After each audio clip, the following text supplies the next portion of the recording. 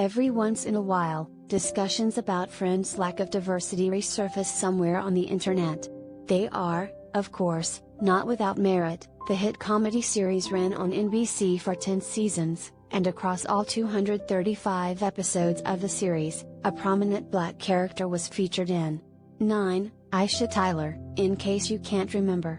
Series creators Marta Kauffman and David Crane have been called out for years about this, and they never really responded to the criticism. But now, Kauffman decided to take a look back and came to the conclusion that, surprise, surprise, the criticism was valid.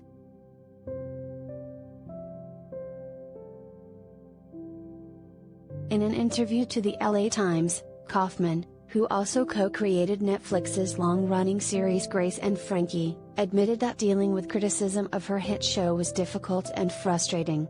Back then, and long after Friends ended, Kauffman and many other people didn't see what the issue was in having a show centered around Caucasians, even though the story was set in arguably the most diverse city in the US, New York.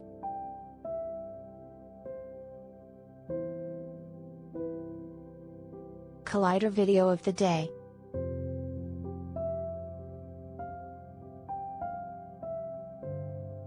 Kauffman's course correction comes in the form of a $4 million pledge to her alma mater, Brandeis University. The donation is directed to the launch and support of an African American Studies department, which aims to study the peoples and cultures of Africa and the African diaspora. Kauffman admitted she feels guilt over the time it took her to learn, and fully acknowledges that she should have noticed the obvious years before.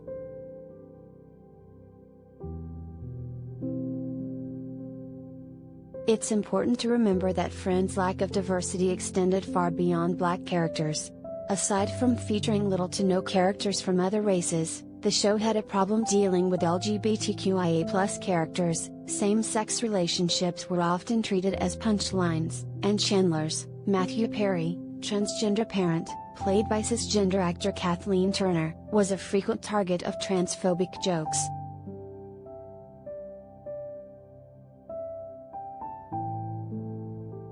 In all fairness, we're drawing attention to Friends, but writers and producers were hardly concerned with representation for many years. Other landmark series such as Sex and the City and Seinfeld, just to name a couple, severely lacked diversity, and it also took creators a long time to acknowledge that this is a product of systemic racism.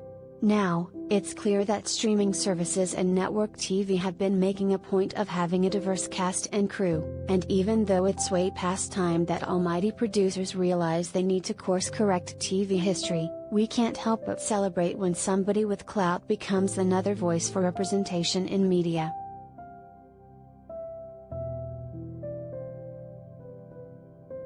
You can stream all episodes of Friends, as well as the Friends, the reunion special that tiptoed around the diversity issue, on HBO Max.